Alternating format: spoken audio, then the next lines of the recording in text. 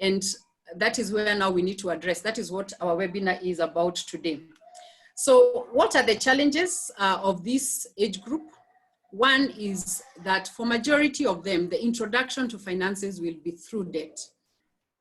Either they take a loan, a HELB loan, so that they can go to higher education, or even their parents took a loan to take them through education. So also when they join the employment, the first thing they hear from those who've been there longer is that you need to join a circle. So the introduction to finances starts on the ground of debt. The other thing is social acceptance, or what I would call the peer pressure.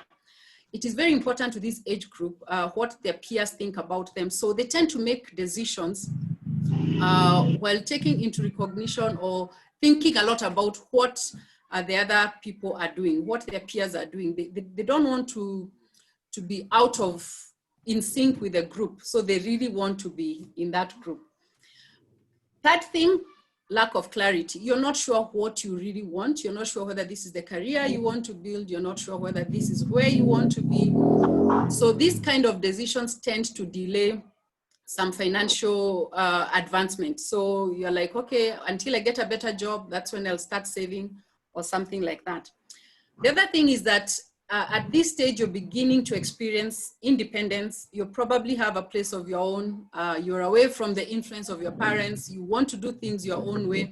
While this can be a good thing, you also tend to lose out on the advice and good information that you can get from the older people, from whom you're really trying to move away from.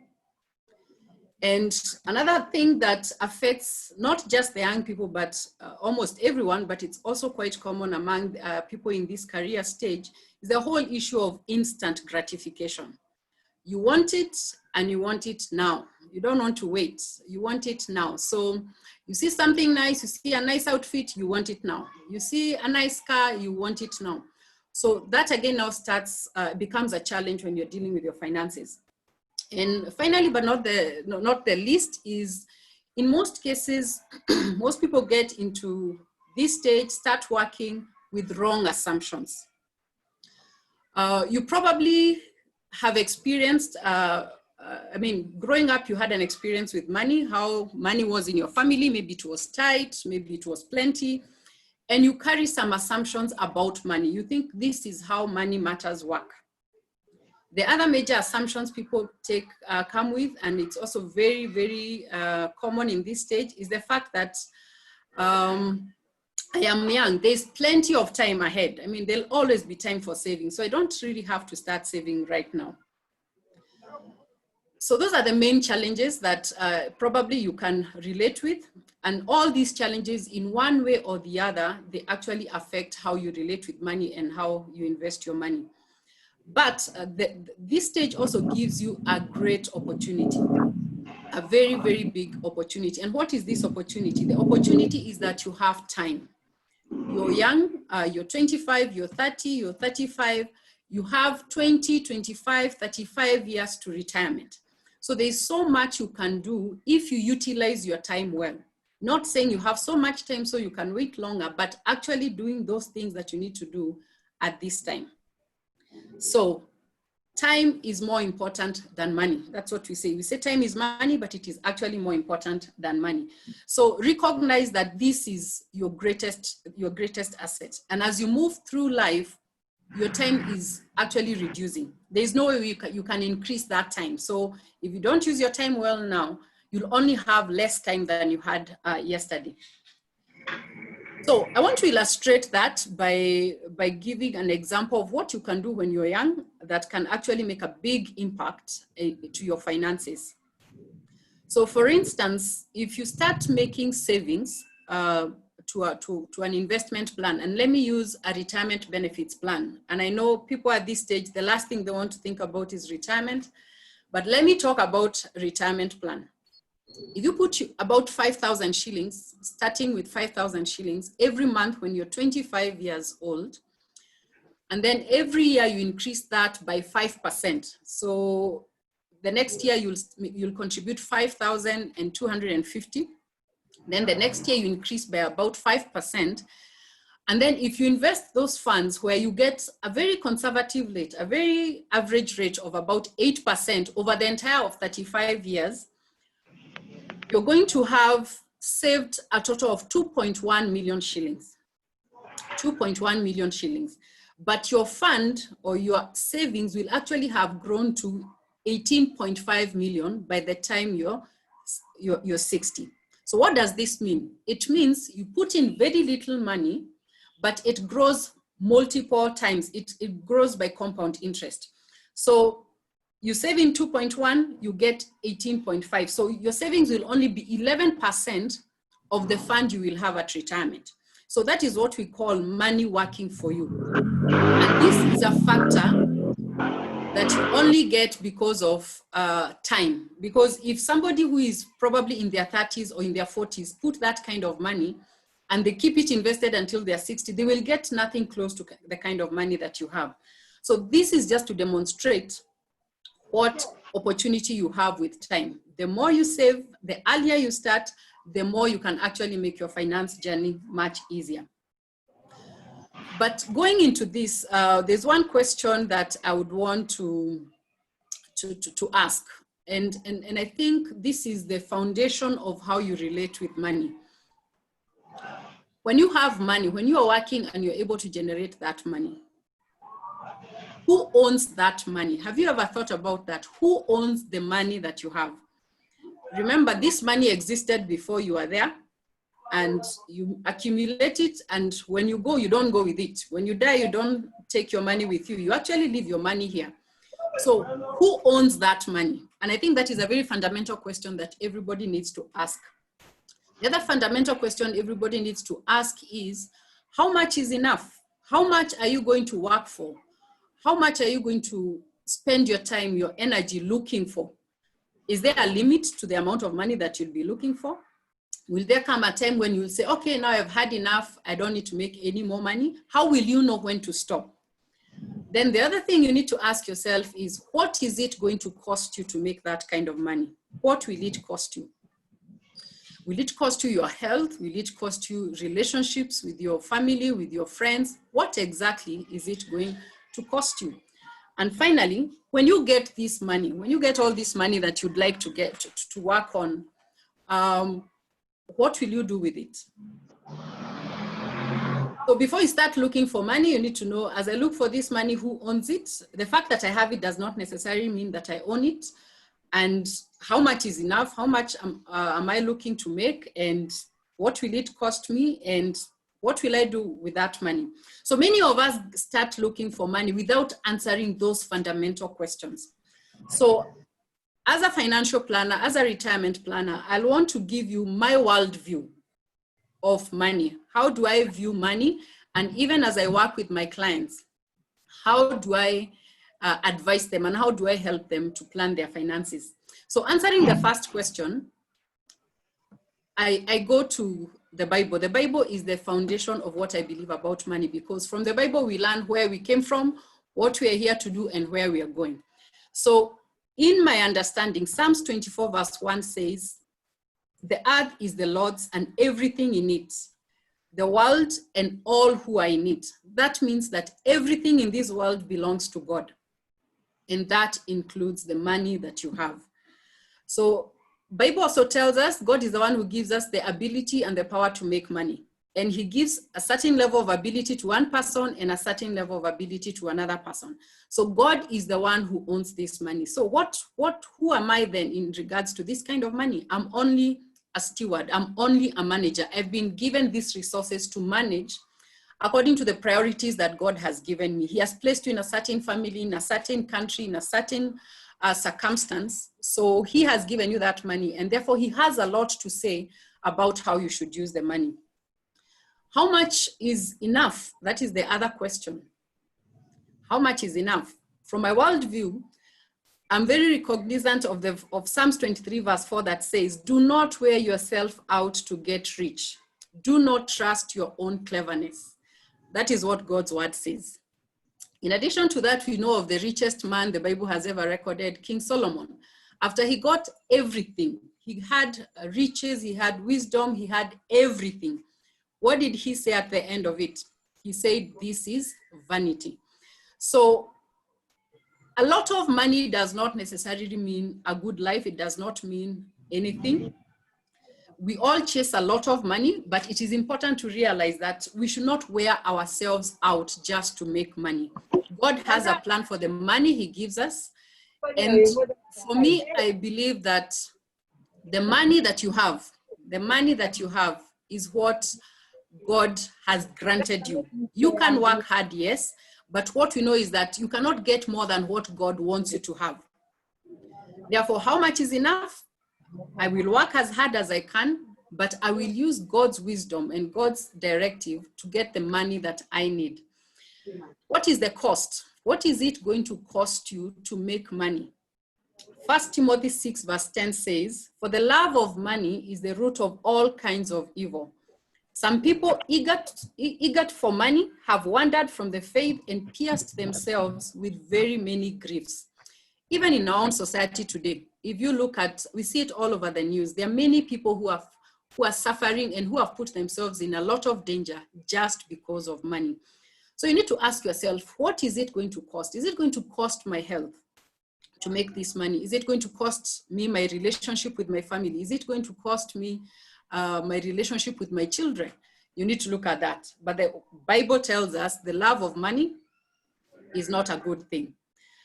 What do you do with the money when you get it? Majority of us, we just want to upgrade our lifestyle. If you're living on this side of town, you want to move to the other side of town. If you're wearing this kind of clothes now, you want to upgrade. There's nothing wrong with that.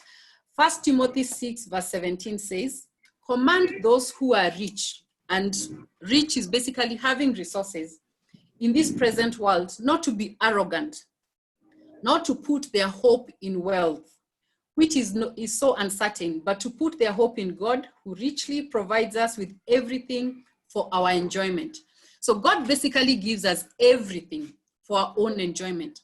However, we are cautioned against putting our faith in the riches. And that is what many of us do. What we want to do is to reduce the vulnerability we normally have when you don't have money. You don't want to feel dependent on someone or dependent on your employer or anyone. But what you want is you have money so you can do whatever you want to do. God actually cautions us against that. But he also says that we should share what we have. When you're given the resources, God does not give you just for your own enjoyment. It is for your own enjoyment and also to share with others. So these are some of the fundamental beliefs that I believe about money. And going forward, even as I talk about money, this will be at the core. So should we work hard for money? Absolutely. We should not be lazy. But we need to have a balanced view of money, knowing very well that this is money entrusted to us to manage for somebody. So we actually need to go back to the owner of the money and find out what is it they want us to do. So money forms a very huge part of our finances. And I mean, a very huge part of our lives. We transact with money, we buy food, we buy shelter, we meet our basic needs using money. So basically money from a biblical perspective is a tool you use to take care of your life, to take care of the responsibilities God has granted you. The nature of money is that it gives you control and you're able to reduce your vulnerability. And this now becomes a test. You will be tested with money. Everybody is tested with money. So money is not only a tool, but a test, but it also reveals your real habits, your priorities. How you spend your money actually speaks louder than words. So it's good to know that money will test you. It is a tool and it is also a testimony. So how you live your life, we can actually tell a lot by how you spend your money. So we'll go to talk about how do we use money? Sometimes when we approach money issues, and especially as young people probably leaving school, going into employment, you tend to have all these many things. You feel like you have a long list of what you need to do. But there are basically only 5 uses of money in the short term. Your regular income, you only use it for 5 things. You either use it to live, that is to take care of your living expenses. You either use it to give, If for Christians, they believe in giving to church to advance God's kingdom. You give to needy people, people in society who need your help. You can use your money to grow it, that is to invest it, and that is the topic of today. But the other two uses, you can either use your money to pay debt, or you can use your money to pay taxes. Now, some of these things, we don't have control over them. So like taxes, that is a law requirement. You're supposed to pay your taxes. And my encouragement to you is that when you pay taxes, please pay your taxes with joy, with delight. Enjoy paying those taxes. Why? Because if you didn't have money, you wouldn't have to pay any taxes. So by being taxed or having something to pay to the government, it means that you have resources, you have bestowed with resources. Debt is a choice. You choose whether to get into debt or not. And as I said, many people are introduced to debt, and a big chunk of their money goes into debt. Giving. Many people want to give, but they do not necessarily give what they want to give. And why is that? Because probably their living expenses are quite huge. So with those 5 uses of money, which is to live, to give, to grow, to pay tax, and to pay debt, there are only 5 money management principles, which if you apply to your money, then you'll manage your money well. You'll be comfortable managing your money. One is tied to living expenses. Principle number 1, live below your means, not within your means. Always spend less than you earn. Don't spend all that you earn. Don't spend more than you earn. Only spend less than you earn. In terms of giving, please give generously. If you don't give generously, money has this ability to take a hold of you. You feel like you want to keep it to yourself, and giving becomes very difficult. The only thing that can break that power of money over you is by giving. When you give and you actually bless someone with it, and you find that your needs were still met, because God says he will refresh those who refresh others, then you come to realize that money is actually not something to be held tightly, but to be shared. In terms of debt, the principle all across the Bible, it talks about avoid use of debt. Now, this is very counter what everybody else thinks. This is, banking industry is doing very, very well. Circle movement in Kenya is very, very big. We have entrenched in our minds the fact that we can invest. We can take debts, we can run our affairs with debt. But the Bible says avoid the use of debt. And there's a popular term it talks about, the borrower is a slave to the lender. The other thing is build liquidity or build a margin. By spending less than you earn, it means that you have some money that is not being used on a monthly basis. And that money goes towards giving you a margin such that in case something happened, in case you had an unexpected expense, you'll be able to meet it. Think about this COVID season. No one expected it. Those who did not have some savings set aside, they probably have really, really struggled. So that is the purpose of a margin. The other one is set long-term goals. If you look at things from a long-term perspective, you'll actually be able to alter how you make your decisions. So for example, let me take a very easy one with people in this stage. You want to have fun, yes, and there's nothing wrong with that. This is the only time probably you'll have less responsibilities. But when you start thinking about there'll come a time that I'll not be working and I'll need to have finances to take care of myself, then in that case, then you'll start saying, okay, fine, I'll have fun, but I'll also put aside some money for future. So always have long-term perspective to things. Now, I've talked about the short-term uses of money, and those are the things you take care of on a monthly basis as your income comes. But then when you start growing your money, which is one of the uses, then when you grow that money, you want to take care of some long-term uses of money. And these are 6. You don't have to have all these 6 uses, but majority of people will have most of them. So the first one is just basically providing for your family. Yes, you provide for your family on a daily basis, but you probably want to take your family out sometime, or you want to pay school fees for your children. Those expenses go towards providing for your family, or owning a home, owning a farm, those kind of things. The other thing is lifestyle changes. You might want to upgrade your lifestyle. So you actually save and invest your money so that you can upgrade your lifestyle. If you're taking your children to this kind of school, now you think you need to take them to another kind of school. You're living in a 1-bedroom house, now you want to go into a 2-bedroom house, you're upgrading your lifestyle. That's the second use. Third is financial freedom. Most of us want to be in such a situation whereby we don't have to work to pay our daily expenses. That is what financial freedom is, where when work becomes optional, you're not working so that you can eat. You already have your finances to take care of that. So you're just working because you enjoy the work. All of us aspire to get there. The other one is giving. There are people who want to give more and more, and it is important that we give. Debt repayment for those who are in debt can also be a long-term use of money, and also starting a business.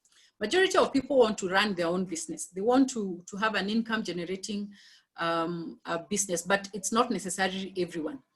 So when you're making financial decisions, just simplify your decisions based on those 11 uses of money. That is where all the money goes. Anything you do with money will actually fit into that. So what is investing?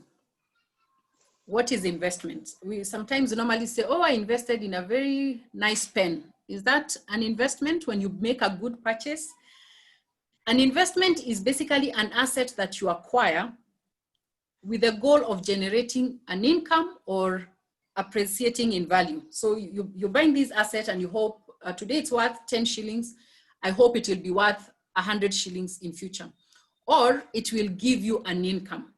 So think about the kind of investments you're involved in. Do they meet that criteria? That is actually the criteria. An asset that you acquire that will either appreciate in value or give you an income, and some assets actually give you both. They appreciate in value and they give you an income. So it basically means putting your money somewhere where it will give you a favorable return, a positive return. And on this now, let me try to say what investment is not. When you put your money somewhere and you think that you might get a good return or you might actually lose your money, that does not qualify as an investment. Basically, anything you do to speculate, that is not investment. So obvious example is gambling or betting. There are people who bet, and I know in Kenya it was a very big industry where you bet every day and you stand a chance of one day hitting the jackpot and a few millions, or you stand a chance of losing your money. That is not an investment. So usually investment will require that you forego some of your money today. Some of the money you could have used to enjoy, to consume, to do something with it, but you actually decide to set it aside. You buy an asset or you put it in an asset whereby it is actually going to grow and give you more money in future. So you can't remove or you can't separate investments from income savings. The money that you go into investment with should actually come from spending less than you earn, from saving. So maybe you might want to ask a question. Sometimes we hear of people who take loans to go and invest. What do you call that? Now, you need to realize that here, when you invest and you want to increase your wealth, basically when you invest, you want to increase your wealth. By taking a loan, basically one of the things you're doing is that you're increasing your liabilities. You're increasing your liabilities. Even as you buy an asset, you actually don't own that asset until you finish paying the loan. So it is not the ideal way of going into it. And maybe in another forum, we can look at what are some of the good ways of using debt, because there's some good debt, but majority of debt is not good. But the one that will give you sustainable results, the one that will make you advance well, the one that you can rely on is when you actually save your money and invest it. So it comes from income. You don't use all of it. Instant gratification, you have to deal with that. You have to delay that. Some things you have to wait until later. You save for them and later you actually invest the money and get the money to actually do those things that you want to do. So basically when you have that surplus, now you've spent less than you earn, you have some money you want to invest. Where do you invest it? It's interesting to note that there are only 4 ways of investing, only 4 ways, and everything you invest in will fall under any of those 4. One of them is cash. You can keep your money in the bank. You can keep your money in a fixed deposit. You can keep your money in a money market account. That is money that can be easily received. You can get it easily. And it is also put in a form where it is not very risky. You're not likely to lose it. That is cash. The other one is property. You can buy land, you can put up buildings. You can invest in other collective investments that bring in together customers, but eventually they all go into property. The other thing you can do is you can put your money in what you call debt instruments. These debt instruments are such as, just a minute, I think somebody is trying to connect me to the screen. Are you able to see the screen now? Yes. Anyone? You can, yes, okay. You can see the screen. Okay, so Daniel, you need to proceed to investment objectives.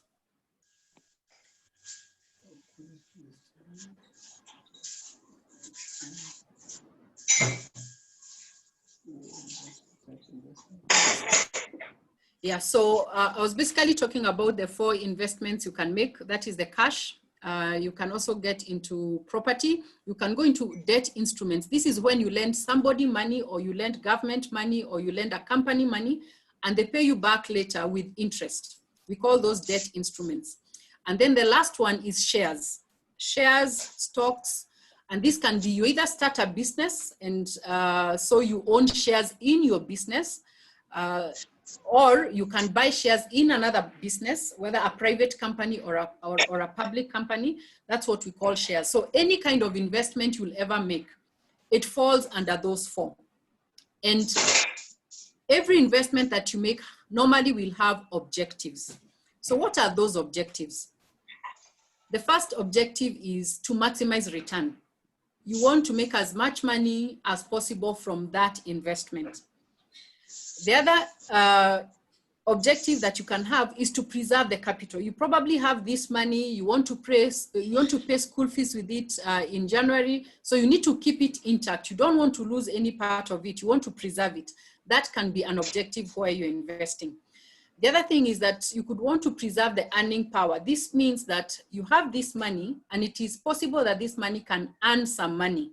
So you want to make sure that you earn the maximum you can. For instance, instead of keeping it in your bank account, you can decide to put it in a fixed deposit account, because they'll give you a 10% interest rate, for example. You're trying to maintain the earning power, as opposed to just keeping it where it is not earning anything. Another objective is to have an income. So you put your money somewhere, you invest in a certain asset with the intention that I will be getting some money from time to time. The other one is to keep your money liquid, so that liquid means you can easily convert it into cash. It is either in cash or can easily convert it into cash, so that if you need to use it, you'll just go ahead and use it. And another objective you can have actually in investing is to reduce your taxes. The government allows you to not to evade, but to avoid certain taxes. Tax avoidance is legal. You can avoid certain taxes, but tax evasion is illegal. So when you're planning to go into investments, you have some money and you want to invest, you need to be very, very clear. Which among these objectives are you working towards? What exactly do you want to achieve? Now, the main challenge with most of us is that sometimes we don't know why, we don't have it clear in our mind, where am I investing this money? For majority of people, I just want to make money out of this. Yet, we don't invest for the sake of investing. You don't invest for the sake of investing. Then if you don't invest for the sake of investing, how do you invest? So there are various objectives. Move on to the next screen. There are various objectives that we look at when you're investing. And there are various factors, individual factors, where when you combine the 2 of them, then they help you to make a decision. So a perfect investment would actually grow. Whatever money you put would actually grow. It would give you an income. It would be very easy to convert into cash, and it wouldn't have a lot of risk. That is a perfect investment. But the bad news is that there is no perfect investment. there is no perfect investment. Some investments which will give you growth, they'll probably not be liquid, or they'll probably be risky. Some which give you an income might not give you very high growth, but they might actually be liquid. So it's usually a combination of factors. Now, when it comes to your own individual factors, and that is why the aspect of peer pressure among young people comes into play. When you invest according to somebody else, you could actually be leading yourself into trouble. Why is that? Because they're probably at a different age. They probably have different preferences. Maybe they like a high risk while you are a low risk person. Maybe they don't have anybody to support back home. You have people you need to take care of. Your personal circumstances are different. Other factors is taxes. You probably can benefit from taxes, and probably other people cannot benefit from taxes. For example, if you are an employee, you have an opportunity to actually invest and benefit from taxes. And one of the ways you can do that is to put your money in retirement plans, to buy some insurance products. Some insurance product, we'll get to that. You can also take certain, like mortgages. You can get a mortgage and you'll be able to get some tax benefits. Some of these benefits are more common, are easier to get with employed people than unemployed people.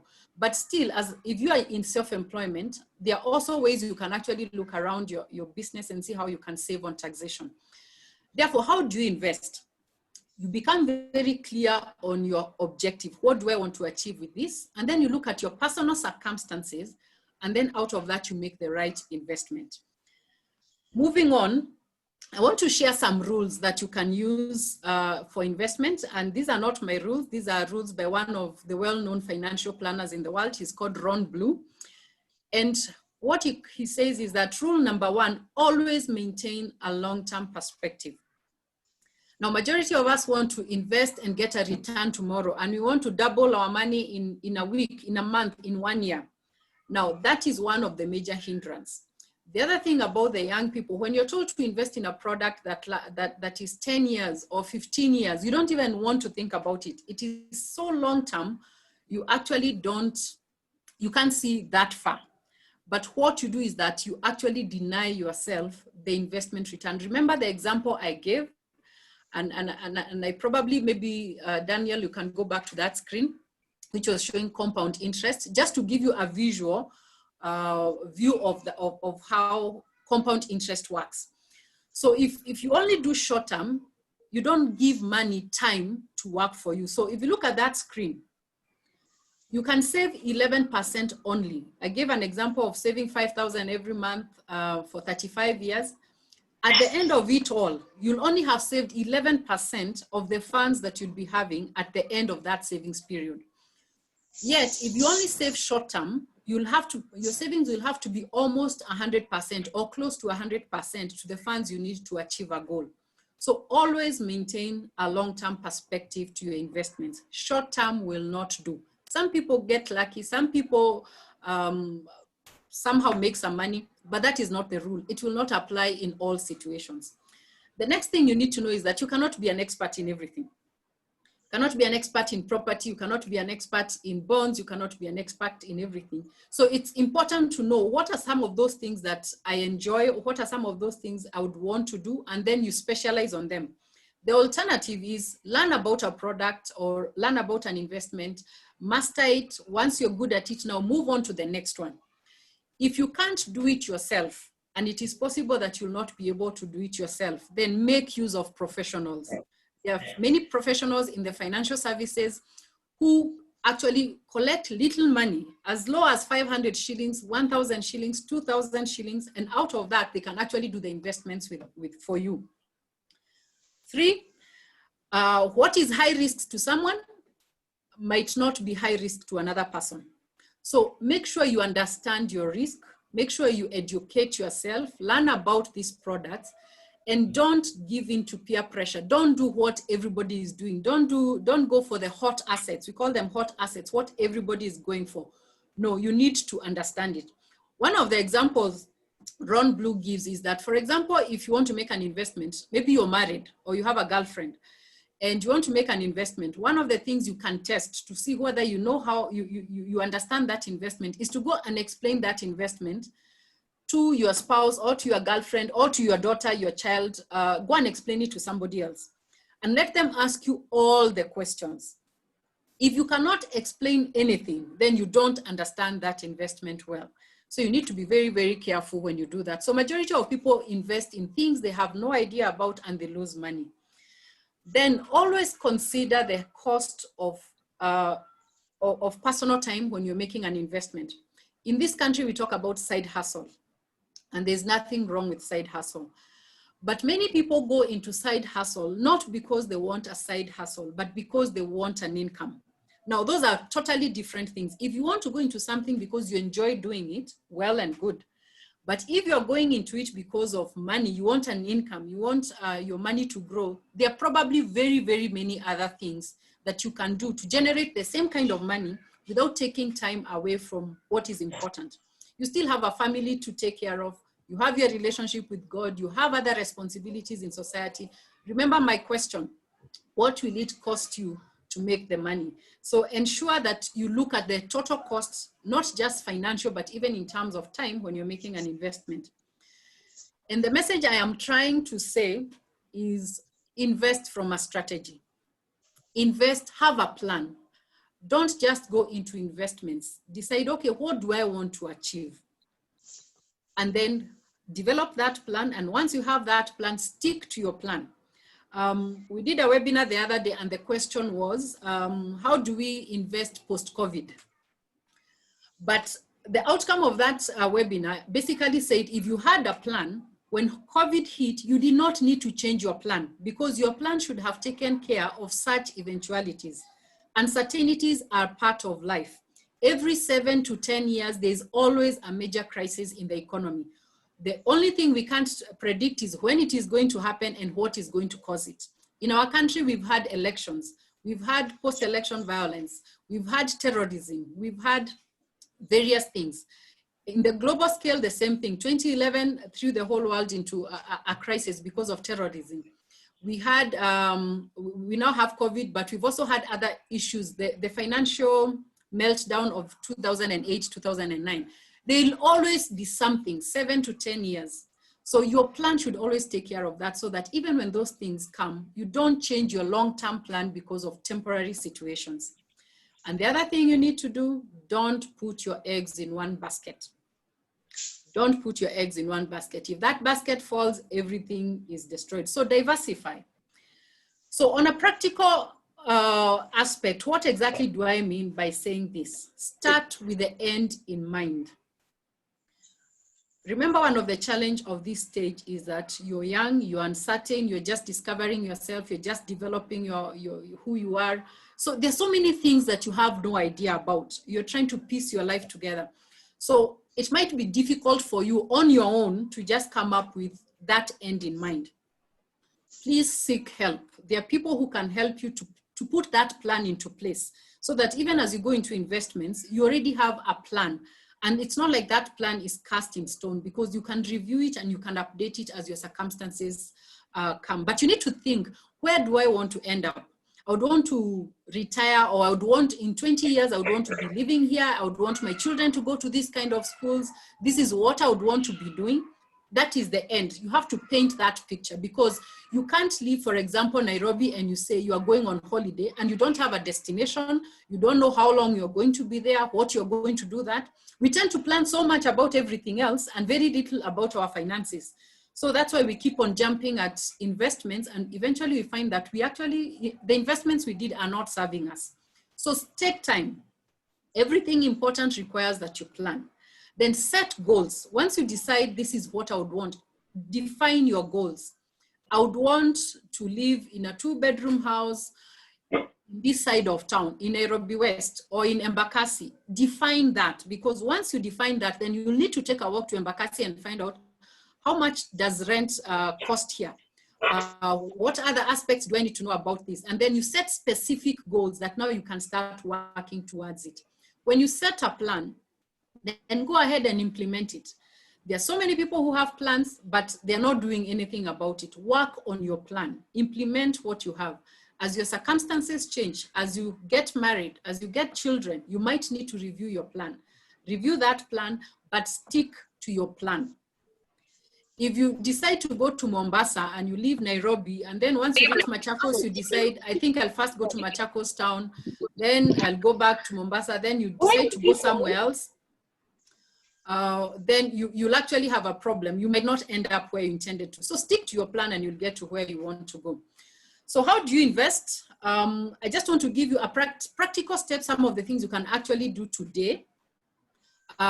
These are generic, and like I said, remember we have individual preferences. It might be necessary to actually think about your situation and see that. But the bottom line, the foundation of having a good investment strategy is to create an emergency fund. Remember that principle I talked about, building a margin. Ensure you have about 3 to 6 months worth of living expenses. How much money do you spend on a month? You need to keep about 3 to 6 months of that money, so that in case of any emergency, in case of a COVID situation happening, you'll actually have some money to fall back on. What this does is that it protects your assets. You don't have to sell your assets at a wrong time, but you'll have something to fall back on. Eliminate debt. Avoid use of debt, and especially high interest debt, consumer debt, Fuliza, those kind of things you're able to get very quickly. The kind of interest you pay on those debts are usually very high. Avoid use of debt. 3, save for major expenses. Now you realize that even when you take a loan to buy something, you still pay the full cost of that item plus interest. You actually pay more than you could have bought if you used cash. The only thing here is that you have to delay your gratification. You don't have to get it today. It can wait tomorrow, until when you're able to do it. So the whole issue of delayed gratification, saving for what you need, it is possible. There are people who live like that. I have clients who do not operate on debt. They learned that a long time ago. But with proper planning, they are actually able to do that. That is the next thing. You create an emergency fund, you put it somewhere where you know you can only access that money in the event of an emergency. You eliminate your debt, you live within your means, then you save for the major purchases, and then you invest long-term. And this should actually start early. Retirement, you start early. For your financial freedom, you start putting some little money somewhere in shares, in bonds, and those kind of things. And then with time, all these goals, you'll be able to meet them. And then finally, now when you have taken care of the basics, you have a strong foundation, then you can actually go to now more risky ventures. You can go into venture capital. This is like starting businesses. Starting a business is one of the riskiest ventures, in the sense that majority of businesses that are started usually fail. And when they fail, you lose the money. So going into business or buying hard assets, there are people who want to deal in gold and such kind of things. It should come a little bit later. Now, this does not mean that you cannot do certain kind of businesses. If a business costs money you can afford, then by all means, you should be able to do that. But take care of the basics, because if you start with a business, you don't have an emergency fund, and if that business fails, then you'll find yourself in a difficult situation. So in terms of investments, then there are normally 3 phases. The first one is called the accumulation phase, and this is the phase where you are, where you accumulate money little by little. And even that's what the Bible tells us. Those who want to get rich in a hasty way, the only thing that they find is poverty. So accumulate your money slowly by slowly. Save from every month, put it somewhere, invest it somewhere where it is safe. And then as you accumulate your assets, then you start preserving them. And then eventually now you can go into speculation, what we are talking about. But speculation is one of the things that in our society and in our context, majority of people, when they start investing, they start with speculation. And one of the things people have speculated a lot on is land.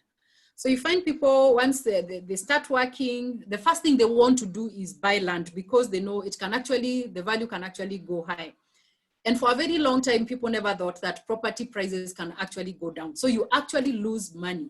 So when you buy an asset, in this case land, where you stand to gain or to lose money, then it stops being an investment. It becomes speculation. And as Christians, we probably need to ask ourselves, should we really speculate with the money that you have, the money God has given us? What about giving it away? Why not give to those who need the money as opposed to speculation? So what we are addressing now, when you're starting out in your early careers, we're talking about accumulation and the whole issue of preservation will be in another webinar. So from accumulation to preservation to speculation, avoid speculation as much as you can. So now we know how to invest. We need to invest from a plan. We must have a strategy. We need to start from the basics. Where do you invest this money? We talked about an emergency fund. Where do you put this money? You've calculated that your monthly expenses are 30,000 and you need to keep 3 months worth of living expenses. That is 90,000. When you're able to save that, or as you save that, where do you put it? You put this money in a money market account. A money market account these are products offered by many financial services companies. Many of them, insurance firms have an arm of that, and other fund managers. And they allow you to put in money. Most of them have a minimum of 500, 1,000, 2,000. Most of them don't require a lot of money. And that money is invested. And the current rates right now are going between 7% and 9% per year. Now, when you hear 7%, 9% per year, it sounds like a very small return.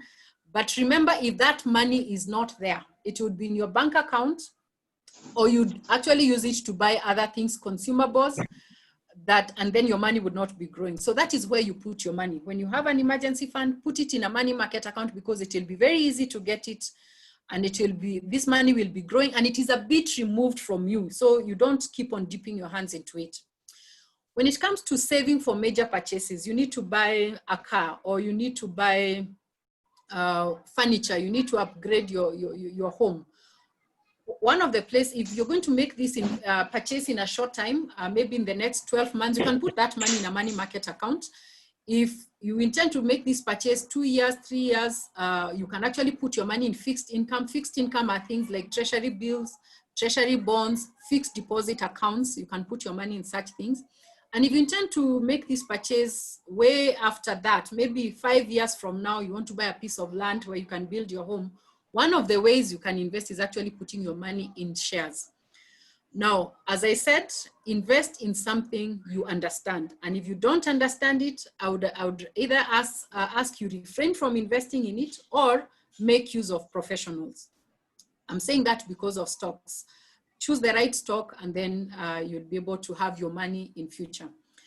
For lifestyle and provision, you want to upgrade where you live, where you take your children to school, and many other things. At this point now, you can start diversifying. You can put some money in fixed income, bonds, fixed deposit. You can put some money in insurance. And I don't want to delve so much into insurance because it's a whole topic by itself. But you probably have not had anyone sell to you what we call a term assurance. They will sell to you education policies. They'll sell to you endowments and all that. They're not bad products, but they're not necessarily, you need to be very careful when you're buying them, because they need to be serving a specific purpose, and they need to make investment sense. But one of the things you need to do, especially when now you start having dependents, you have a wife, you have children, you need to start thinking of, now, if I am not there, would they suffer? Would they be able to continue in this lifestyle? So one of the things you can do is to actually take a life insurance, a term assurance, which is normally very cheap, and can be able to grant you a huge cover in terms of millions. Maybe for somebody who is about 35 years, if you want a cover of 1 million, you probably will pay something like maybe less than 10,000 in a year. For a similar cover for education policies, you'd probably be paying that 10,000 per month. So it's a very cheap cover, but what it does, in event of death, and death does happen, your family will be able to get this lump sum amount of money, and they'll be able to take care of their needs. So insurance also comes into play when you start getting assets. Then you need to start insuring those assets against loss, against damage, such as car insurance, mortgage protections, even fire, burglary, and others. Now, as you're working towards financial freedom, which I believe it's everybody's intention, then you need to ensure that now you diversify into all investments. You don't want to just put your money in one area. And this is one of the common mistakes we make. If an investment is doing very well, then we decide, okay, then I'll put my money here because I'm making a lot of money. But like I said, the only thing we can be sure of is that investments are uncertain. Something uncertain will happen. So many people tend to lose a lot of money while they were already doing very well. just because they put all their money in one investment. So put some money in fixed deposit, put some money in stocks, put some money in business, put some money in cash, in retirement benefits. And should any area be affected, like now we know stocks have really been affected, but we still find bonds are still doing relatively well. So you won't have that issue. Businesses have been affected. Many people are losing their businesses, but other things are doing well. Property is very affected at the moment. Bonds are still doing okay. Cash investments are still doing okay. So you need to ensure that you diversify. Then that is where to invest. And I just want to link these investments with some of the investment objectives. Remember, we said as you invest, there's always an investment objective. So for example, when you invest in retirement benefits, and this is something I encourage, especially anyone who has a regular income, please spend some time thinking about joining a retirement benefit scheme if you're not in one, because it's one of the ways that help people later. You'll not be able to access this money now, but like we have seen, it can actually grow to millions of money.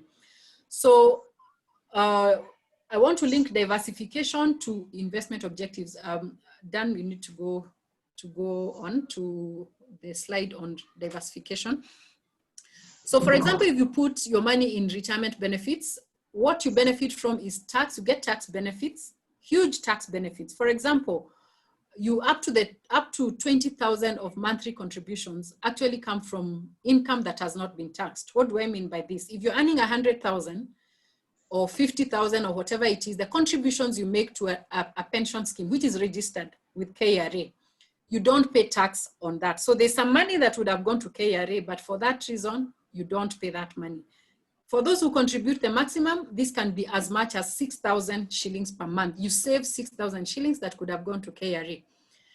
Growth, retirement benefits grow very, very fast. I have just given you an illustration.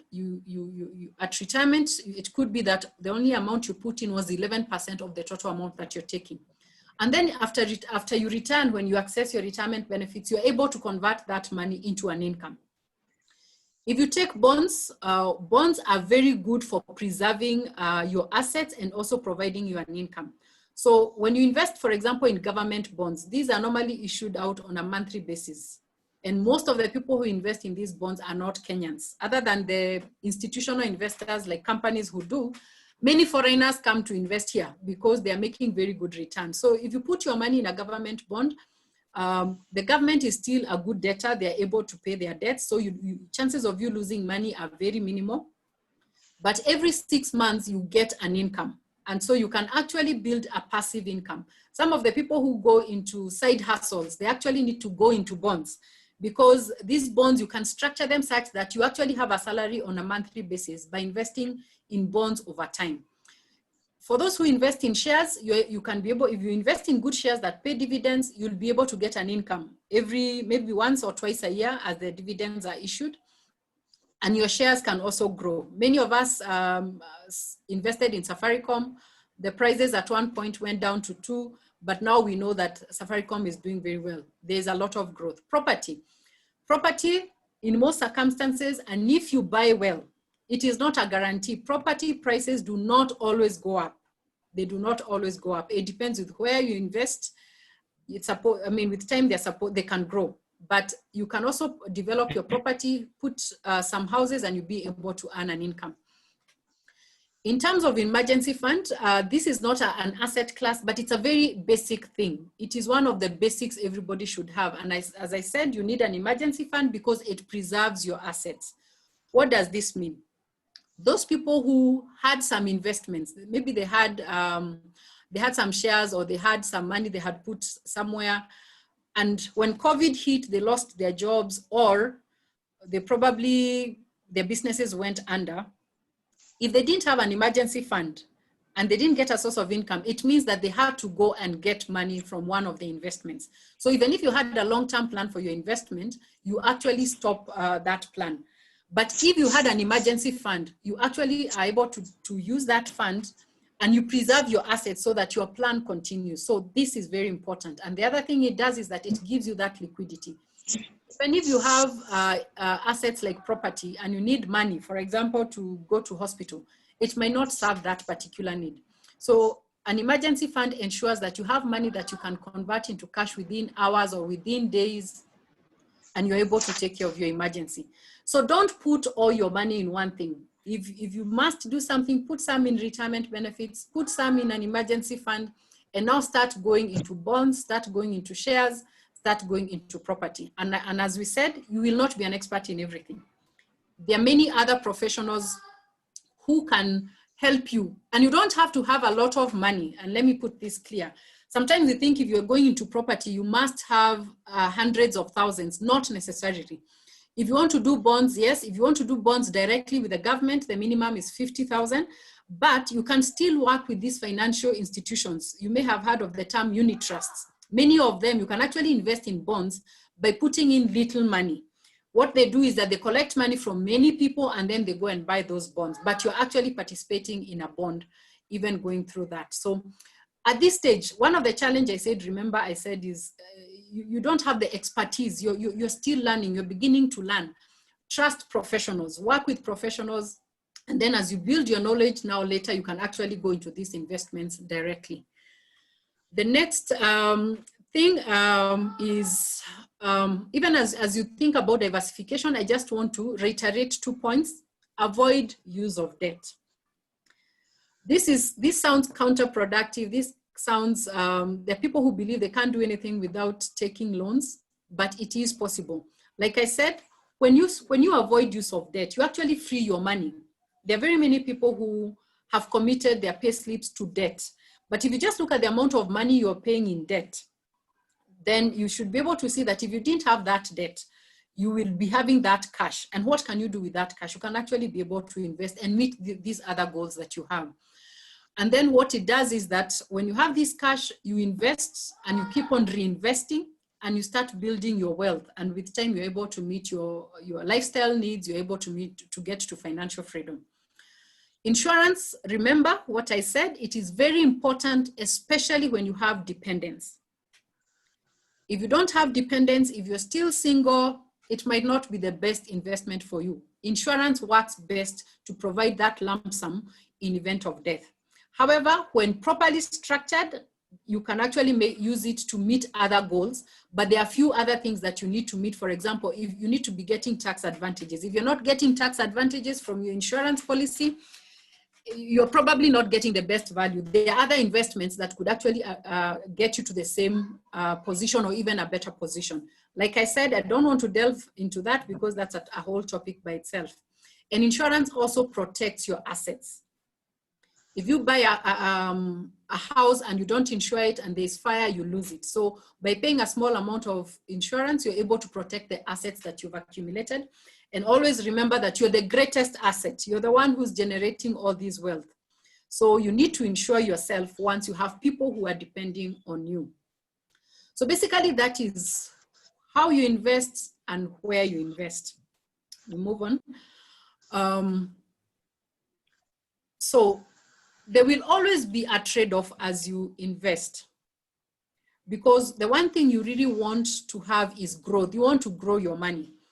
But some of the things you'll do to grow your money will actually mean that you won't have liquidity. You won't be able to access that money, for example, when you need it. In our context, Kenyan context, most of us like investing in land. And one of the reasons why we like investing in land is because we understand that investment. You can see the piece of land, you can touch it, you can feel it. I mean, you invest in it. But one of the things that land does, and especially a typical scenario, and then somebody will get into employment, they're told, oh, you need to get into a circle, they get into a circle, then you're told, no, you need to borrow money to buy land. So what does that do? When you borrow money, first you reduce the cash that you have, then you buy a piece of land. In most cases, you're not able to make money out of this land. So you bought this land for speculation purposes, you're hoping the price will increase in a few years and you sell. So what happens is that, again, as you're progressing on with life, your responsibilities are increasing. Yet your income, you're tying your income. So you find yourself in a fix. Most of the financial struggles we find ourselves in is because we don't have the cash to take care of what is due. So you need to be very, very careful. When you're younger, I would rather you start with other investments like bonds, And then as these bonds start giving you money or income, save that money and then later go and buy property.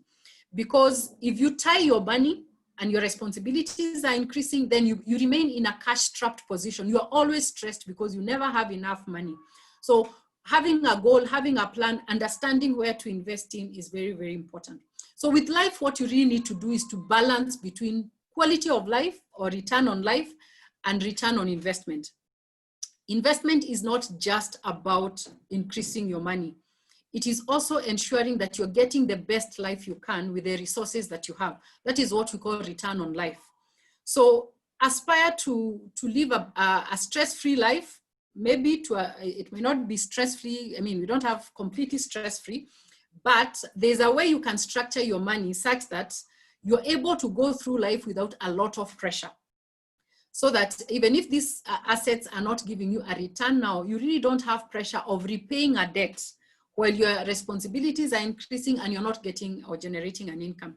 So focus more on getting the best life with the resources God has provided you with, even as you seek to grow those resources. But it should not just be, I'm looking for the highest return, highest return. So investing becomes an evolving strategy. So right now you're in your 20s and your 30s, the main strategy is accumulate. You need to accumulate. You need to start investing in assets that can grow over time because you have the advantage of time. Ensure those assets are productive. By productive, we mean they give you an income from time to time. So put some money in fixed deposit, put some money in bonds, and when you start getting that income, now you can bring it together, you can save some more, and then you start buying assets that probably will not give you an income. But don't start with assets that draw an income away from you.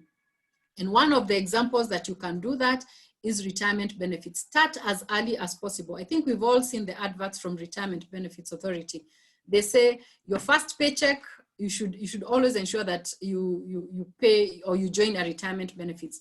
If you're working and your employer does not have a retirement benefits plan, it doesn't mean that you can't join one. They're individual plans. You just need to find out. And then as you progress towards your mid-career, then your investment strategies start changing because now you have less time towards your retirement. You probably have a lot more income than before. Most people hit their peak incomes in their 40s. And now you start shifting. You have probably more people you are taking care of. You're taking care of your children. You're taking care of your parents, aging parents. So you need now to start balancing, and your investment strategy changes. And then as you move towards 50 and as you draw towards retirement, then you totally need to change your investment strategy. That is why we've structured these webinars to look at investing in early careers, the 20s and the 30s. And then the next webinar next week on Thursday will be on investing in your 40s. And then later we'll have one on investing in your 50s. And probably we might do one about investing while in retirement. So we've talked about the things you should do and the things you should have done probably. But what if you have not done these things? What if you don't have an emergency fund? What if you don't have some income generating assets? You invested and you put all your money in property and now you're struggling because you can't sell property. It's not giving you money. You have loans to pay. You can always start afresh. You start where you are. So the first thing you need to do is to consider setting up an emergency fund, because every time you have an emergency, it probably pushes you into debt. So you need to have an emergency fund so that when the next emergency happens, you won't go into debt. And then you start building on that process. So it is never too late. As long as you're alive, you're breathing, it is never too late. So one of the things we do at Next Move Consulting is to help people to develop those plans. So we help you come to understand yourself. Many of us, we discover along the way that, oh, I don't like this, I don't like this. And probably we discover that when we lose money. So one of the things we do is to help you learn and understand more about yourself. We help you do a number of personality tests that bring out your financial profile. And then you actually know, okay, I will thrive in this, and probably I don't like investing in this. Then we review your vitals. When you go to see a doctor, they always look at your temperature, your weight, your height, amongst other things. They also a number of vitals that we need to look at. We need to look at your assets. Where have you invested your money? We need to look at your liabilities. What do you owe people? We need to look at your income. We need to look at how you spend your money. And through that process, we are able to help you to see where can you make savings and how can you structure your investment so that you're able to meet your goal. Many people struggle not with saving, but with setting goals. You're not clear what you want to achieve. You're not clear of that end. Like I said, you need to start with the end in mind. And one of the things you benefit from coaching services is being able to come up with that plan, helping you. I will not give you the plan, but I'll use my expertise and my knowledge to help you come up with that plan. And then from there, then you come up with an investment strategy, how you need to achieve your plan. And then we help you implement your strategy. There are things we can do. Some of the things we do, we can help you in your tax planning, especially. This is basically income tax for those who are in employment. We can help you structure your taxes so that you don't pay too much taxes. You're able to take advantage of all the taxes that have been allowed by the government. We help you with insurance planning. Do you have insurance needs? And we get the best insurance products for you. Investment planning, where should you invest? And in event that you need to do certain things that I'm not qualified to do, or I'm not an expertise, I don't have the expertise in them, we send you to the professionals who do that. Retirement planning, we do that. We help you identify retirement products that will meet your goals. And we also help you think about passing wealth to the next generation. And finally, how to manage your finances. So that is what we do, and that is what we would want to work with you to assist you with that. And for you to be able to do that, I would invite you to go into our website, which is www. Dan, you need to move the slide. nxconsult.co.ke. You'll get to see what it is that we do. Go through our services, go through our process, and then you call us, schedule a conversation. The first conversation will be free. We'll be able to see whether we're actually suitable to work with you. If we are, then we can engage. We can help you create a plan, and then we can also help you execute. So those are my contacts. You can also connect with me on LinkedIn, at LinkedIn, Rose Wakiria, and then we can work with you to help you develop a plan and work out your investment plan in this season, and also walk along with you. So we start a journey that can actually take us for as long as God keeps us alive, because financial planning and investing is a lifelong thing. It's something you'll be doing until your last days in this. So thank you very much for joining us and for being part of this webinar. I think now we can actually go into taking questions.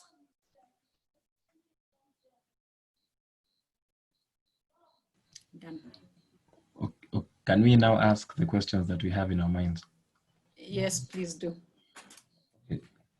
Thank you so much for the presentation. That was very insightful. But I really have a question regarding some of the investments that you mentioned. You mentioned a vast array of investments that we can partake in, but something that caught my mind and my eye was you said something about property and how property does not really need need someone to inject a lot of money into it. I wanted you to actually expound on that, because for me, I've really thought that in order for you to invest in property, you need millions and millions of shillings. So I wanted to know maybe how someone can actually get into this space with minimal capital. Minimal is relative, but I wanted you to expound on this. So okay, that is my question. I did mention about property, and for a very long time, most people are doing property directly, as in you look for a piece of land, you look for money, and you buy. However, recently there are funds that have been registered with the Capital Markets Authority. They are normally called real investment rates. They are called real estate investment trusts. So basically it works like any other unit trust, such as money market. What it does is that these funds collect money from different people, and then they invest in projects, in property projects. So you don't own a specific project, but the whole fund owns projects, and then they develop these projects either to sell or to rent it out, and then you get your returns that way. Property, and like most of the investments, they are long-term. So rates are there, they are few, it's a new development in the market. You can get a lot of information on them from Capital Markets Authority website. You can also check certain companies, like for example, ICA Lion, they have a rates, and the other one is by which company?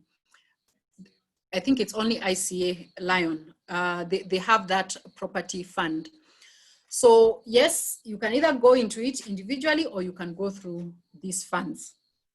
Now, in terms of the amount of money involved, unit trusts do not require a lot of money. I may not have the specific figure, the minimum for ICA Lion, but even with about 10,000, 20,000, 20,000, you can actually get into those kind of investments. However, like I said, before you invest in rates, make sure you understand it. Make sure you understand. So it might need you going to them and have a sitting with them. They explain to you, and then you see whether that is the kind of investment that you want to go into. Remember, like we said, investments depend a lot on your own individual circumstances, your age, your preferences, your responsibilities, your future cash flow. Where is money coming from? The other unit trust I talked about, investing, for example, in bonds, in money market. Money market, I gave examples, some are as minimum as 500, 1,000, 2,000. And even the other funds normally don't require a lot of money, 2,000, 5,000, 10,000. With 10,000, you'll be able to enter almost all these funds. So I hope I have answered your question.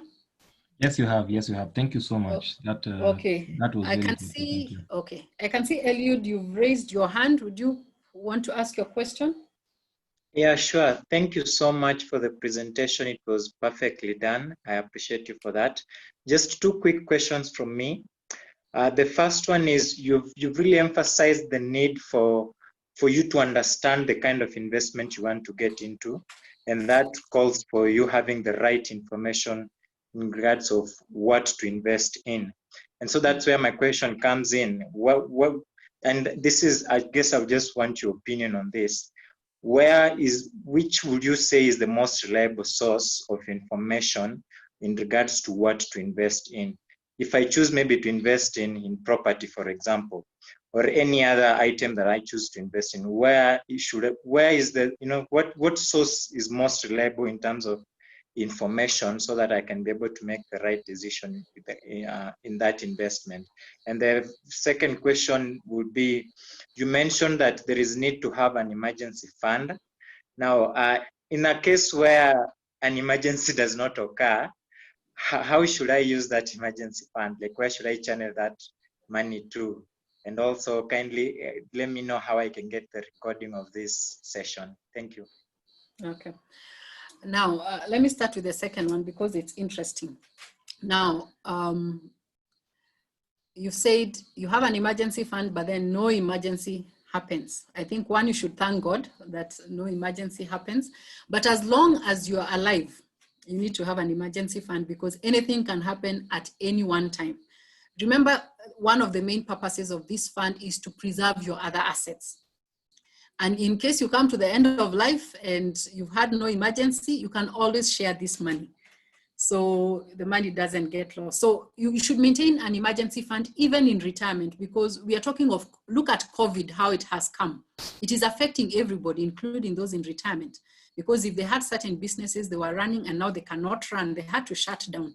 So the one thing we know, even God's word tells us, in this world you'll find trouble. Trouble is that emergency, amongst other things. So you need to always plan for the unexpected. The other one, source of information, I would say it is very important that you actually do educate yourself. One of the ways you're doing that is through this webinar. So this is a free webinar because of COVID, first of all, and two, because we have the opportunity to share this information. I would say take time to educate yourself. You can attend webinars. There are even online courses. I may not be able to recommend a specific one, but there are many online courses, including some which are offered from outside this country. There are books you can read. But one of the ways I would want to encourage you to do is to actually look for a financial planner. The reason is that one of the things that as a financial planner I will do, I will get to know you and to understand who you are. We'll do personal financial, financial personality profiles. So my clients always get surprised by what they see. So you'll get to understand what kind of a person you are, what kind of things you'd want to do. There are so many factors to look at. Remember I talked about your background, your responsibilities. You may not be able to get a single source of information that will take care of all that.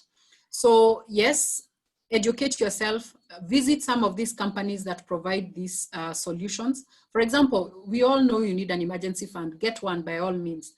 When you need a retirement plan, that is something that you can directly get. But now when you start thinking about now a proper investment plan, invest in someone who can help you craft that plan because it is specific for you. We don't plan, we are not experts in everything.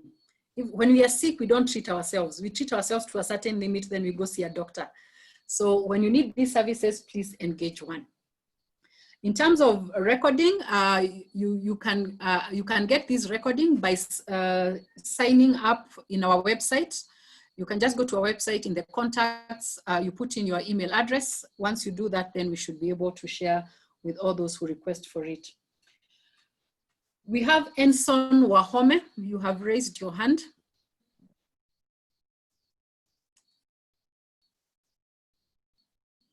Hello, Enson. Yes, I'm here. Okay. Yeah, sorry. The question actually was already answered when the other gentleman asked. Okay. Do we have any other question? I think my question was already answered before. Okay. So if we don't have any more questions, then I want to thank you very much for taking the time to join us. Sorry, there's a question. Okay. So I just wanted to find out, first of all, thank you for this session. I really appreciate, sorry I got it a bit late, but I just wanted to know your thoughts on mortgage, like, will it be a good investment to get a mortgage and get a tenant, or would you advise someone to, what will be your advice in terms of housing, in terms of planning? Is mortgage a good idea, or building? Okay. Now, to answer this question, let me put it in a different way. It is a very important thing that everybody tries to get a home. And especially by the time you retire, then you need to have your own home, because there's nothing as uncomfortable as being retired and you don't have a home. You have to think about rent.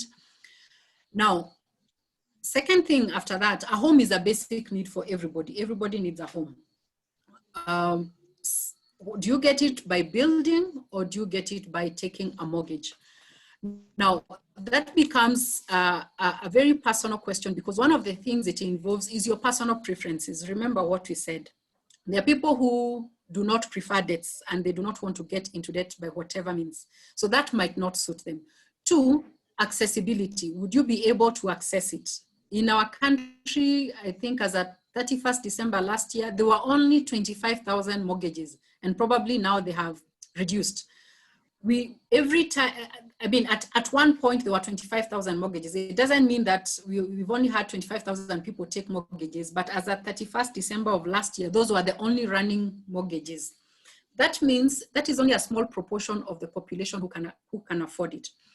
However, especially for those who are employed and they have access to mortgage facilities and probably at very good rates, a mortgage can be a good way of getting a house or getting housing. However, you need to be very careful how you go about it, because eventually it needs to work towards your own goals. So one of the things that I can say is that if you take a mortgage, one of the things you need to do is to accelerate your repayments. Pay that mortgage as fast as possible.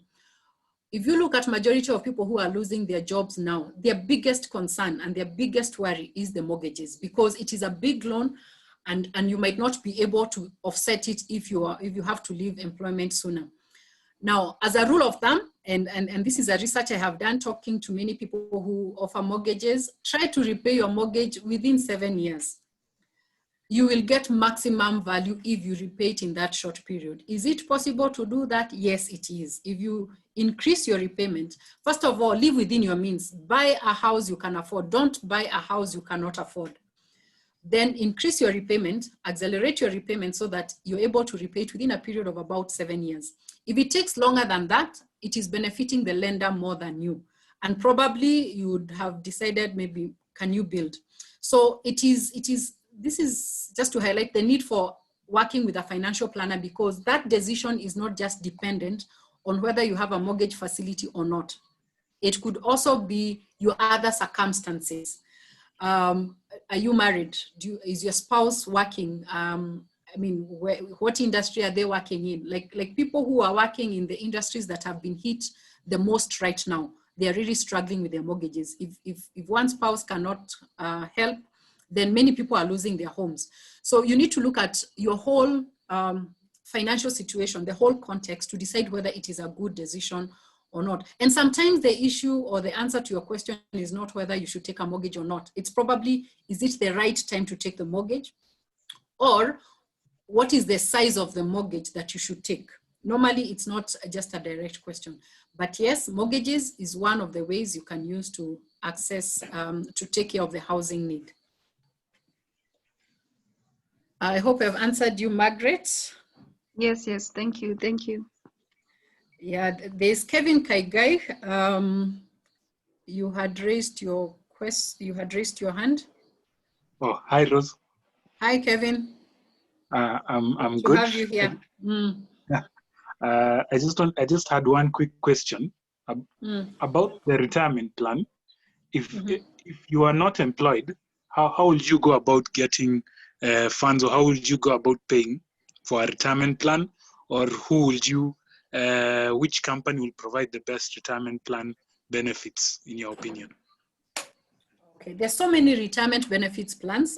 In that case, you join what we call an individual retirement plan, because you're making that arrangement on individual basis. There are very many companies. I think there are about 30 registered companies, and you can find the list of all those funds in the Retirement Benefits Authority website. Now, a retirement plan for an individual is a savings plan. So it's not like an insurance product where you must make monthly contributions. You make flexible contributions. Most of them will give a minimum, and many of them will give a minimum of 2,000 or less. So you contribute when you can, and you can vary your contributions. You can put in your money.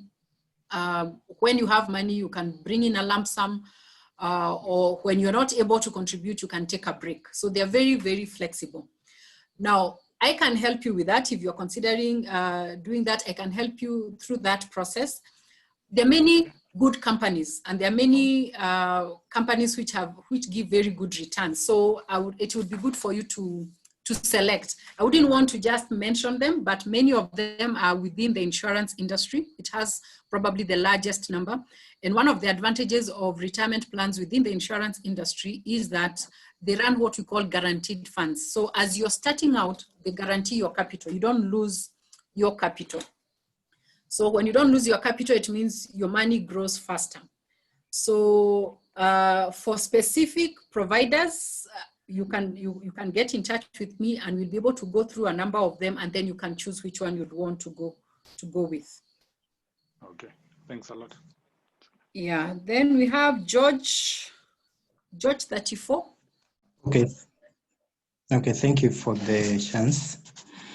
I have a question. You mentioned money markets and fixed deposits as way of saving. So I wanted you to expound on the risk factors and the rewards of the two, and in comparison to each other. So you've talked of fixed deposits. Remind me the other one. And the money market funds. Money market funds. Okay.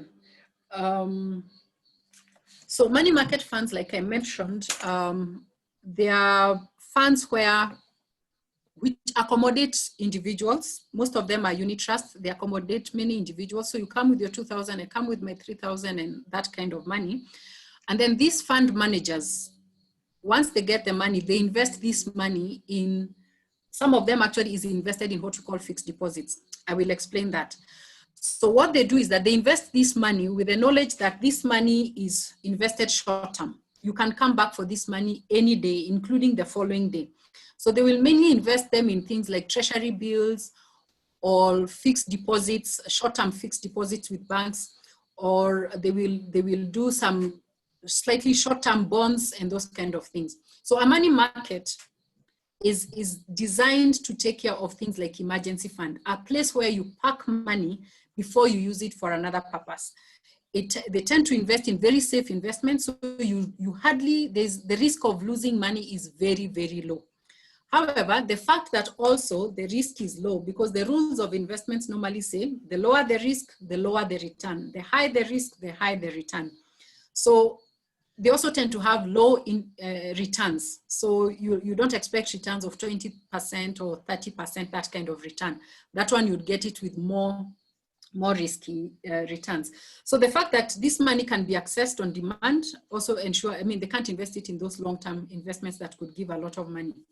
But they are very liquid. You can, it's almost as liquid as your bank. It will take you a day or 2 days or 3 days to get your money, but it is safe. Now, when it comes to fixed deposits, these are normally where you put money for a specific period with a financial institution. So you can go to your bank and tell them, I want to invest, to keep this money for 6 months. They will give you a rate. Now, that interest rate tends to be a little bit high because the money is fixed and the bank or the fund manager can plan around with it. So they tend to have slightly higher interest rates. Most of them, if you invest with a good bank, you will not, chances of losing money are low. But in the recent past, we had some banks which collapsed, and of course they collapsed with some people's money in fixed deposit. So when you're doing this, you need to look at the kind of bank that you're dealing with. Work with a good bank. And that's what I was saying, don't just chase returns. Sometimes a bank that will give you very high returns might be actually a very risky one. So fixed deposit, they fix your money for a period of time. So one of the things is that they enable you to ensure that you're saving towards a goal and you can actually meet that goal. You don't have access to that money, unless in very dire cases, you can actually go and get your money, but you lose some benefit. Of course, there's no investment that is 100% risk-free, but fixed deposits also tend to be low risk investments. You don't, chance of losing money tends to be very low, especially if you do your due diligence. So they are quite similar in a way. Money markets will in most cases invest in fixed deposits because they'll get a bigger return, but money markets are accessible on demand. It's like money in an ATM almost, while fixed deposit, the money is tied for a period of time. We also have Huawei 2019. Oh, they've left. Okay. Actually, no, sorry. What I wanted to ask is it if your employer has a retirement benefits plan, rather contributions, they're contributing for you. I think there's that joint contribution. They give part of the contribution and you also give part of it, if I'm not wrong. Then do you necessarily need to have an individual plan?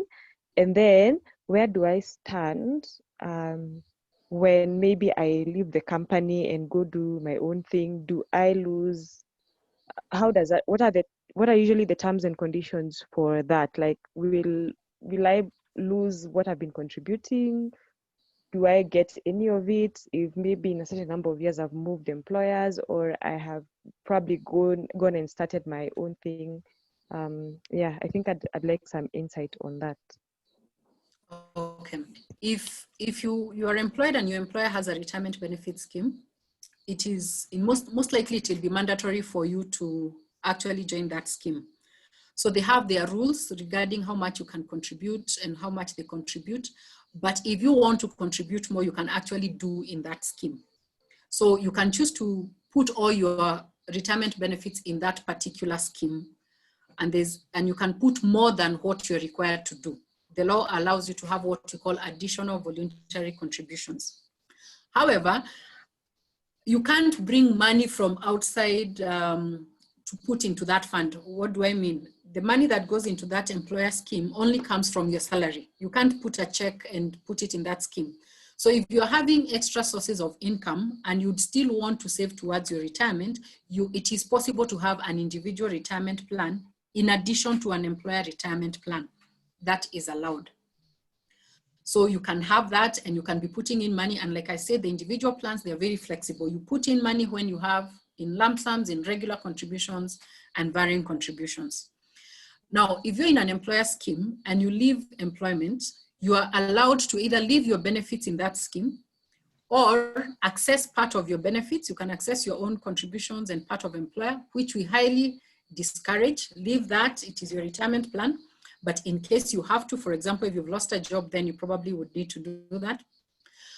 But you can also move that money to an individual plan. Now, in this individual plan, the money moves without losing. You don't lose if you don't access. It moves as is. It is maintained still as employee contributions and employer contributions. And now you can continue making that additional contribution if you have. So you don't lose anything. The money is transferred. Everything the employer has contributed on your behalf remains your money. It's only that there are rules as to what you can access when. Employers' contributions are mainly geared towards you receiving them on the retirement age, because that was the purpose why they were contributing for you in the first place. I hope I've answered your question. Is there a part of your question I've left out? No, thank you. I think that is clear. Thank you. Okay. Okay, there's someone who has asked a question here. They're saying, are these early phase in early phase is when you start taking home responsibilities? How far, let me read this. How far should you go with supporting your parents, given that you also want to build your life? And how much of your savings can you give them in bulk when they request you for it? How do you know that you are ready to move out of your parents' home, and how do you prepare? Whoa, that is quite a number of questions. Now, like I said, again, a lot of the advice I would give depends a lot on the circumstances in which you find yourself in. Because I need to find out, are you the firstborn? Are there other people earning an income? What are your parents' needs? Amongst many others. So I really avoid giving generic answers, but I can just give you some indications. Giving is an important part of our finances, and we are required. God has put it in his word that we should take care of our families. So you shouldn't leave your family destitute if you can be able to help. Having said that, we also need to seek God's wisdom when you're giving, because there's a type of giving that helps people, but there's also a type of giving that you are actually harming them. So you need to be very, very clear as to whether your giving is helping or harming. As to the question of if they are asking for a specific amount of money, the first question is, can you afford it?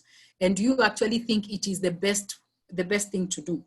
So this requires a lot of wisdom, and I would recommend maybe we can have a conversation outside of this. But you also need to realize that you need to take care of yourself so that you're able to take care of other people. So many people find themselves in a situation where as they start their career, they take all the responsibilities of their families. And for a number of years, all they are doing is to educate their brothers and to do other things, which are not bad in themselves. But 20 years down the line, they realize they have not done anything, and they're not even in a position now to help their families. So you need to balance the two, because you still have your life to live and you still have to do what you need to do. So you need to balance and ensure that you also, even when you're giving, you need to give in a more sustainable way. We are told, instead of giving somebody a fish, why don't you teach them how to fish?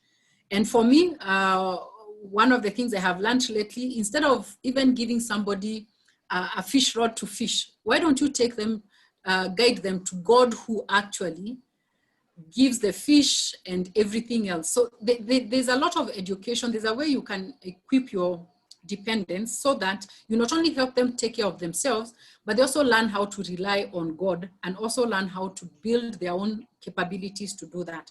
So therefore, I cannot be able to answer your question specifically because I don't know the circumstances around you.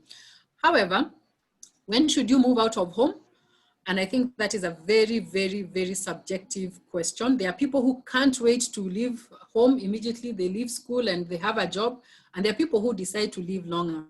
But what I would want to encourage young people is that depending on your circumstances, unless there are reasons why you need to stay home, being financially independent is a very good thing.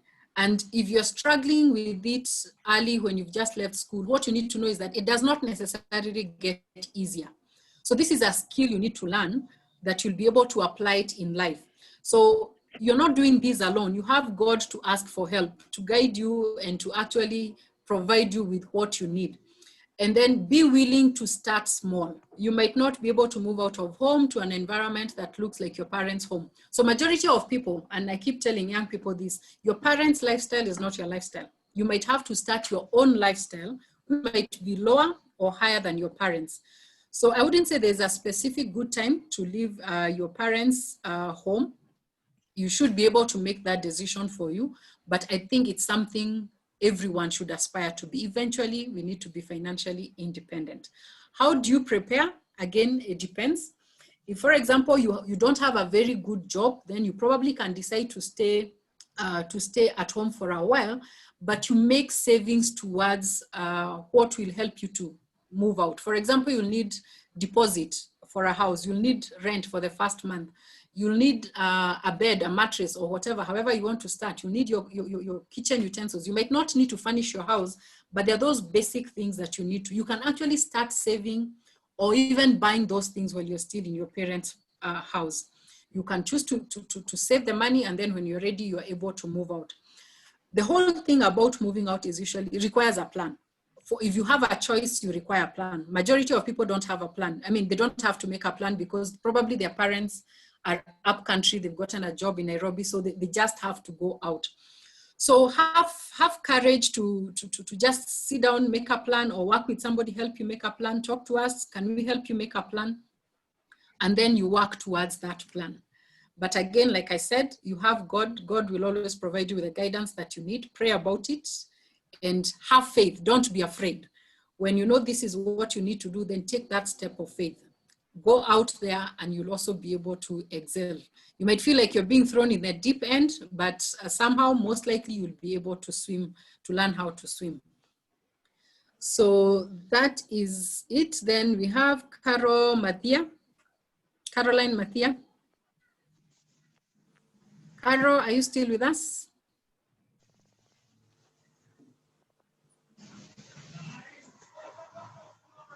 Hello? Hello? Hello? Hello, Caro, we can hear you. Thank you for... Can you hear me now? Hello? Hello, we can't hear you well. Hello? Hello, we can hear you, but faintly. Let me type. Okay. Let me type. I'll ask my question, I'll type. Okay. Yes. Yes, so as we wait for Caro, maybe we'll have room for just one more question. If there's one more question, for the rest, then we invite you for our next webinar, which will be on Thursday next week, same time. We'll be looking at the strategies for mid-career when you're in your 40s. We hope you'll be able to join, invite a friend who might benefit from this.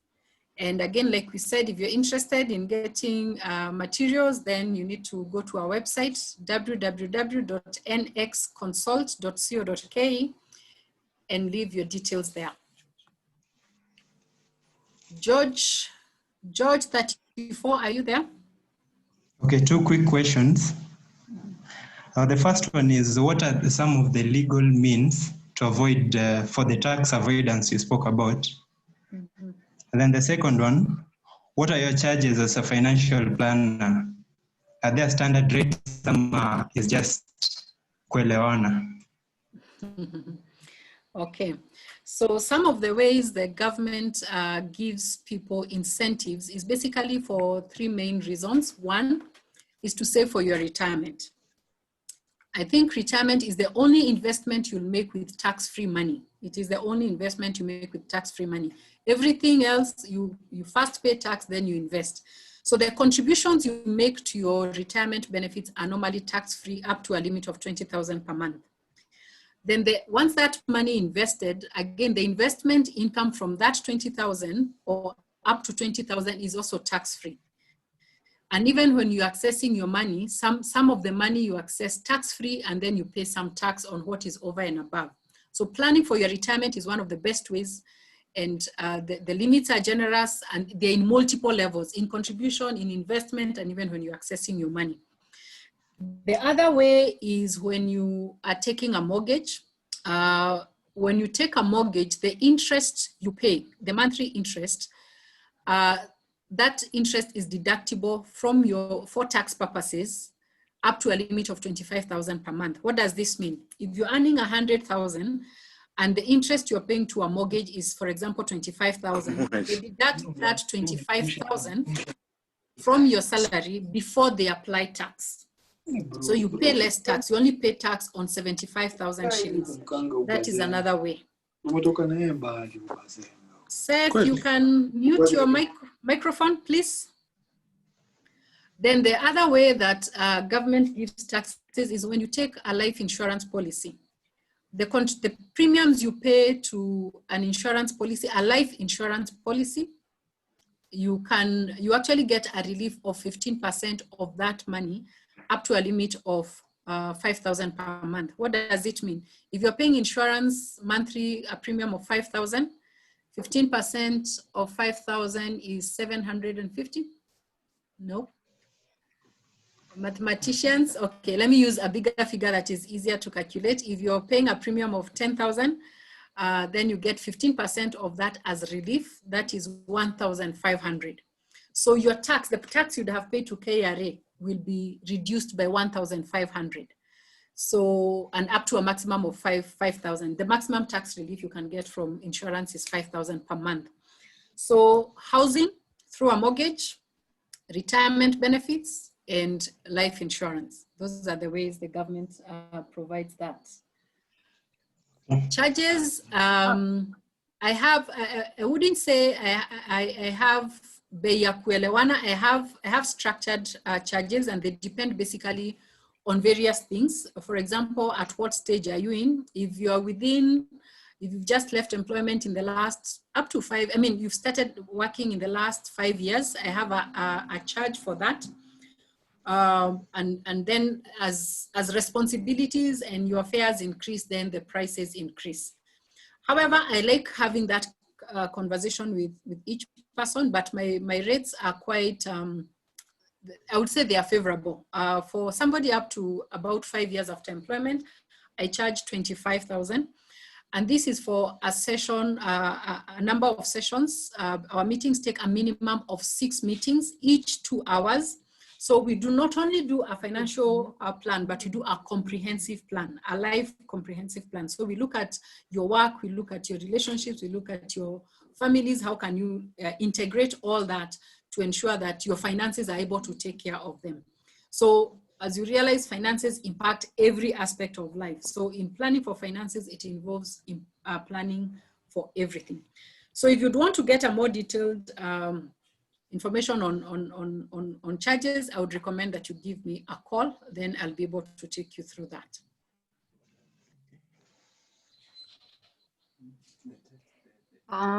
Rose, I have a question on the mortgages. Yep. The new law that came in, I think for the pension, if someone can be able to access a part of it to do the mortgage, do they also consider if someone has already taken a mortgage, or is it just for the new for a new mortgage? Does it also help people who already have mortgages?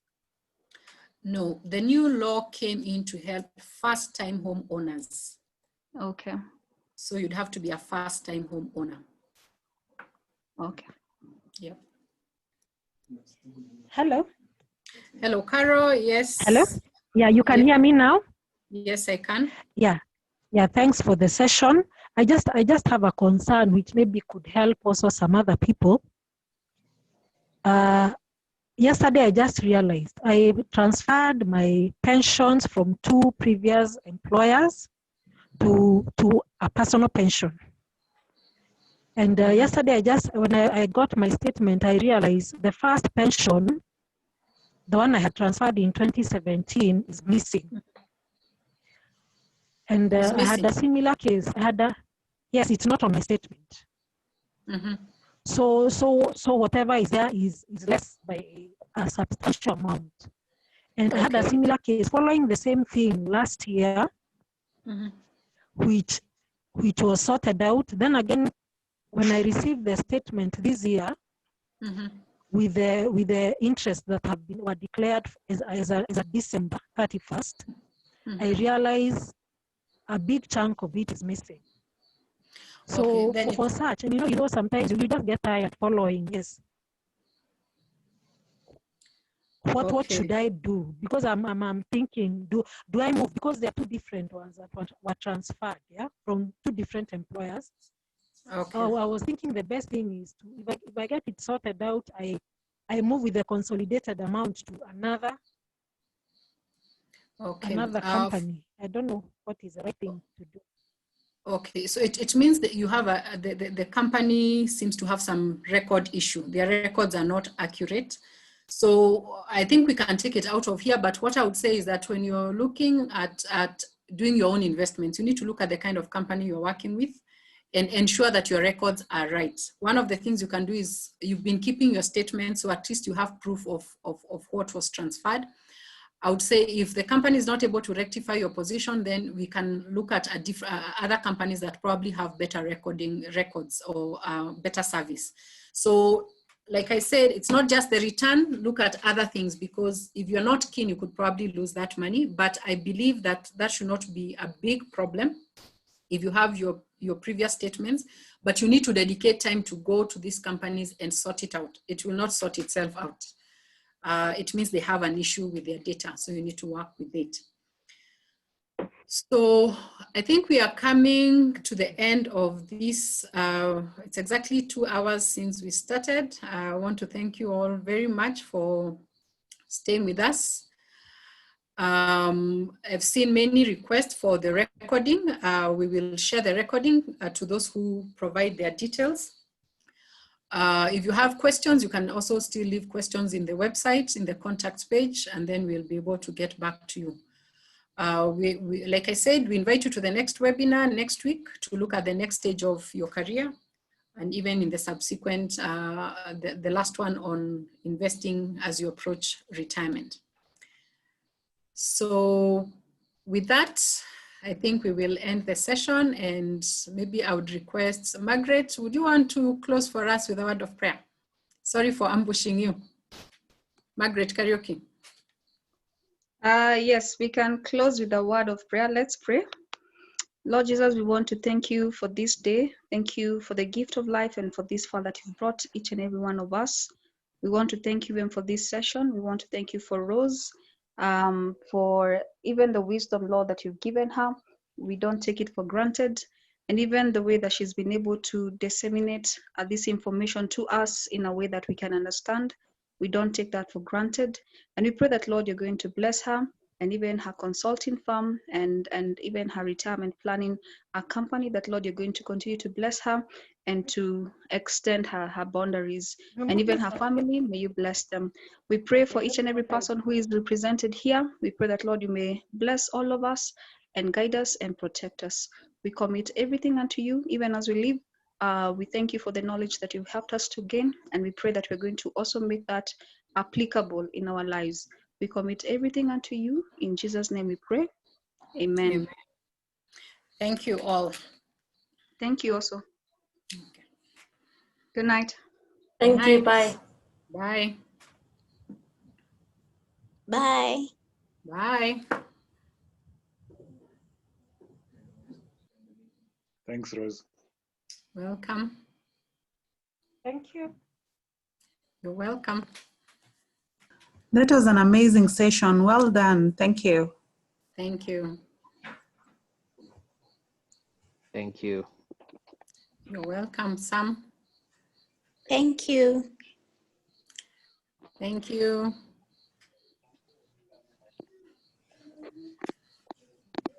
Okay. Let me give time to exit. Thank you very much for sorting.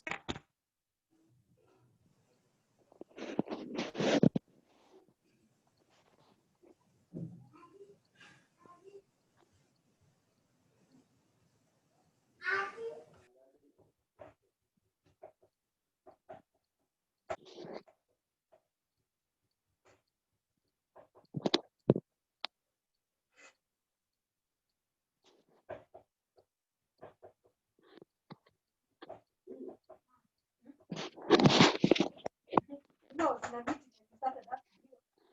You had me telling you. Had me telling you. You are praying. You are praying.